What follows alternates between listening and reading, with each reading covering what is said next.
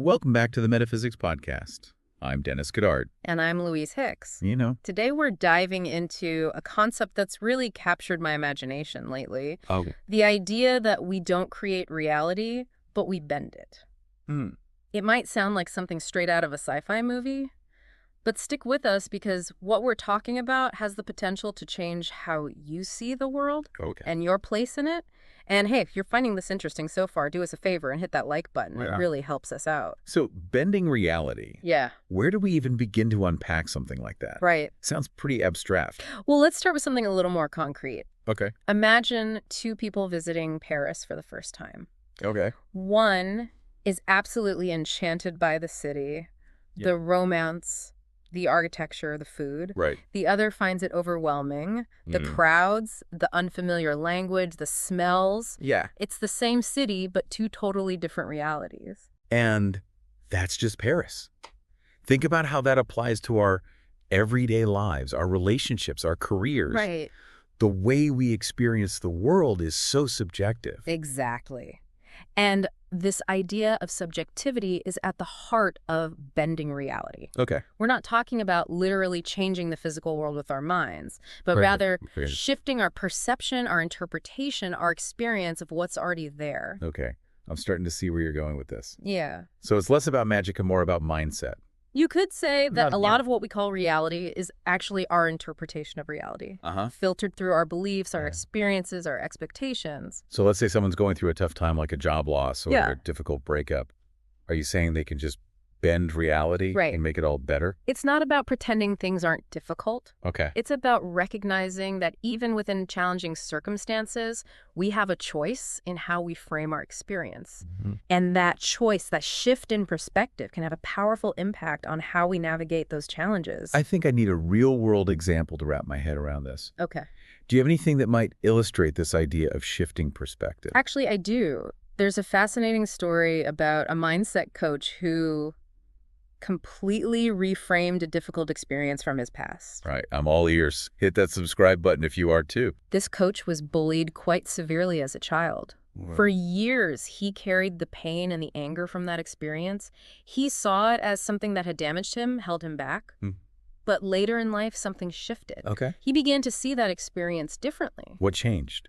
How do you go from seeing something as purely negative to viewing it in a new light? He realized that the bullying, while horrific, had also fostered incredible empathy in him. Wow. He wouldn't wish that experience on anyone, but he recognized that it shaped him into the compassionate person he is today. It even fueled his passion for helping others overcome their own challenges. Wow. That's an incredible example of how reframing a difficult experience can lead to personal growth. And it perfectly illustrates the idea of bending reality. Yeah. He didn't change the event itself, but he changed how he perceived it, and that transformed its entire meaning. Right. And there's a quote that really speaks to this. The journey is the traveler. What we see is not what we see. What we see is what we are. What do you think about that? Let us know in the comments. That quote is deep. Yeah. It suggests that our perception of reality isn't objective, right, but rather a reflection of our own inner state. Precisely. And this is where it gets really interesting. Okay. If our inner state shapes our reality, then the question becomes, how do we cultivate an inner state that creates a reality we want to experience? Right. And that brings us to a powerful concept called the triangle of manifestation. Okay, this triangle of manifestation has my attention. Yeah. Break it down for us. What's it all about? Think of it as a framework for understanding how our inner world shapes our outer experience. The 3 points of the triangle are focus, physiology, and self-talk. Each one influences the others, and together they have a powerful impact on how we perceive and interact with reality. All right, let's take these one by one. First up, focus. Okay. What exactly do we mean by focus in this context? Focus is about where you direct your attention. It's like a spotlight that illuminates certain aspects of reality while leaving others in the shadows. Okay. What we choose to focus on shapes our thoughts, our emotions, and ultimately our experience of the world. So if I'm constantly focusing on what's wrong, on problems and limitations, am I essentially creating a reality filled with those things? It's not as simple as saying your thoughts magically manifest into concrete reality. Okay. But the things we focus on do become our dominant reality. We're fixated on what we lack, on what's not working. Yeah. that negativity can become a self-fulfilling prophecy. It colors our perception and influences our actions in a way that often reinforces those very things we're trying to avoid. That makes sense. Yeah. But isn't it important to acknowledge the negative aspects of life? Sure. If we're just trying to force ourselves to focus on the positive all the time, doesn't that feel inauthentic? It's not about denying the challenges or pretending everything is perfect. Okay. In fact, ignoring negative emotions can actually be harmful. Right. The key is to approach those negative experiences with a sense of awareness and curiosity. What can we learn from them? Yeah. How can we use them as opportunities for growth? Right. It's about shifting from a mindset of fear and scarcity to one of possibility and empowerment. So focus is about choosing where we direct our attention, even within difficult circumstances, and looking for opportunities for growth and learning. Exactly. Got it. What about the second point of the triangle physiology? Okay. How does our physical body play into this whole bending reality thing? This might sound surprising, but our physical state has a profound impact on our mental and emotional state, and vice versa. Think about how your body feels when you're confident. You stand taller, your shoulders are back, you make eye contact. Right, your body language reflects your inner state. Exactly. But it also works the other way around. Oh. If you consciously change your posture, even if you don't feel confident initially, your mind starts to catch up. Interesting. Your body is sending signals to your brain saying, hey, we're feeling good, we're powerful. So it's like a feedback loop. Yeah. Our physical state influences our mental state, Right. which in turn influences our physical state. Precisely. And this is where things get really interesting. Right. By consciously adjusting our posture, our breathing, our facial expressions, we can actually influence our thoughts and emotions. So if I'm feeling anxious and I start taking deep breaths and consciously relaxing my muscles, I can actually start to calm my mind. Exactly. You're essentially hacking your nervous system. And it's not just about anxiety. Okay. This applies to any emotion or mental state. Right. Want to feel more energetic? Try moving your body. Yeah. Dancing, getting your heart rate up. Want to feel more grounded and centered? Focus on your breath. Feel your feet on the ground. Right. Practice yoga or meditation. This is fascinating. Yeah. So we've covered focus and physiology. Yeah.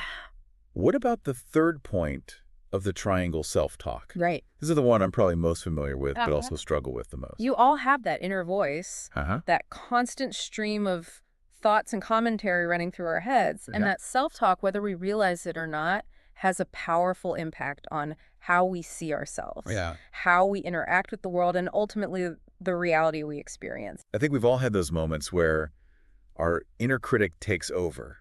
And it can be really hard to shake off that negativity. It's like we're constantly bombarding ourselves with negative suggestions. Right. Am I good enough? I'm going to fail.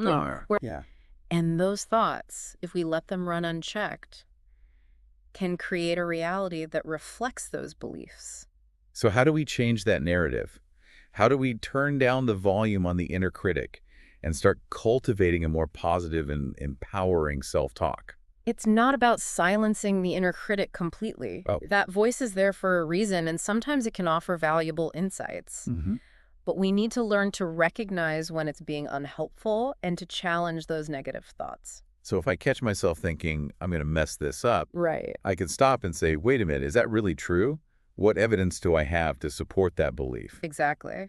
And then you can start to replace those negative thoughts with more positive and affirming ones. Okay. I'm capable.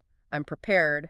I'm going to do my best. This is starting to sound a lot like positive affirmations. It is similar, but it goes deeper than just repeating positive phrases. Okay. It's about consciously choosing the thoughts we want to cultivate, the beliefs we want to reinforce. Right. It's about creating a mental environment that supports our goals and aspirations. Okay. And speaking of creating a supportive mental environment, there's a technique that can be incredibly powerful for shifting those deep-seated thought patterns: hypnosis. Hypnosis.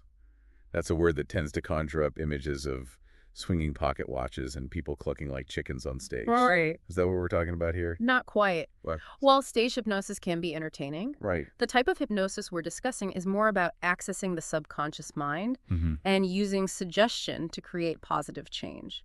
It's a deeply relaxed state where you're more receptive to new ideas and beliefs. So instead of making someone act like a barnyard animal, it's more about guiding them toward a more empowered mindset. Exactly. And the fascinating thing is that in this relaxed state, Okay. we can start to reprogram those deep-seated beliefs and habits that might be holding us back. Remember the triangle of manifestation we discussed? Yeah. Hypnosis can be a powerful tool for influencing all 3 points of that triangle. Okay, I'm starting to see how this all connects. Right. So if I'm struggling with negative self-talk, for example, Yeah.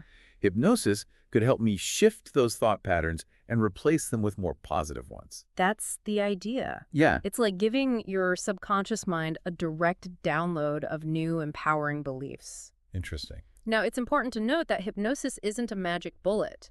Okay. It's a tool that can facilitate change, Right. but it still requires effort and intention on the part of the individual. So it's not like you just snap your fingers and suddenly you're a completely different person? No, it's more about creating a supportive environment for transformation. Think of it like planting a seed. Okay. You need to create the right conditions, No. fertile soil, sunlight, water, Right. for that seed to grow. Hypnosis can help create those conditions within the mind, making it more receptive to positive change. That's a great analogy. Thanks. So we've talked about bending our own individual realities, but we don't exist in isolation, do we? Right. How does this concept play out in our relationships and interactions with others? That's a great question. Yeah. And it brings us to a really fascinating aspect of this whole idea of bending reality. Our realities are constantly interacting and influencing each other. Okay. Have you ever noticed how being around someone who's incredibly positive and upbeat can actually lift your own mood? Oh, absolutely. It's like their energy is contagious. And on the flip side, have you ever been around someone who's constantly complaining and negative? Yeah. And you find yourself feeling drained and pessimistic? Ugh, yes. It's like their negativity is sucking the life out of me. Exactly. So what we're seeing here is that our individual realities aren't completely self-contained. They're porous. Right. They're interconnected. They're constantly exchanging energy and information. So if we're constantly shaping our own realities, Yeah. and those realities are interacting with others, Yeah. does that mean we have a responsibility to be mindful of the energy we're putting out into the world? I think it does if we accept the premise that our thoughts, beliefs, and perspectives shape our reality. Right. Then we have to acknowledge that those things also have an impact on the collective reality we all share. It's like we're all contributing to a giant tapestry. Yeah. And the colors we choose affect not only our own little section, but the overall pattern as well. Exactly. So while it's empowering to realize we can bend our own realities, it also comes with a sense of responsibility. What kind of energy do we want to contribute to the collective tapestry? Right. Do we want to spread negativity, fear, and limitation? Yeah. Or do we want to radiate positivity, hope, and possibility? This has been an incredible conversation. It has. I feel like my mind has been stretched in all sorts of new directions. I'm glad. So as we wrap up this deep dive into bending reality, Yeah. what's the key takeaway for our listeners who are just beginning to explore these concepts? I think the most important thing is simply this. Okay. Be mindful. Be mindful of your thoughts, your beliefs, your perspectives. Recognize that they have power, not just to shape your own reality, but to influence the world around you. And be curious. Yeah. Explore different techniques like the triangle of manifestation or hypnosis Right. to see what resonates with you. It's a journey of self-discovery, and there's no one-size-fits-all approach. Beautifully said. And remember, it's an ongoing process. There will be times when you slip back into old patterns, but the key is to notice those moments without judgment and gently guide yourself back to a more positive and empowered state. This has been an amazing episode of the Metaphysics Podcast. We've covered a lot of ground, but we've only just scratched the surface of this fascinating topic. We encourage you to continue exploring these ideas and to see how you can apply them in your own life. Absolutely. And we would love to hear your thoughts. Yeah. What resonated with you most from this episode? What questions or insights do you have? Share your experiences in the comments below. Definitely. And of course, don't forget to subscribe and hit that notification bell so you don't miss out on future deep dives into the fascinating world of metaphysics. We'll see you next time. Thanks for joining us.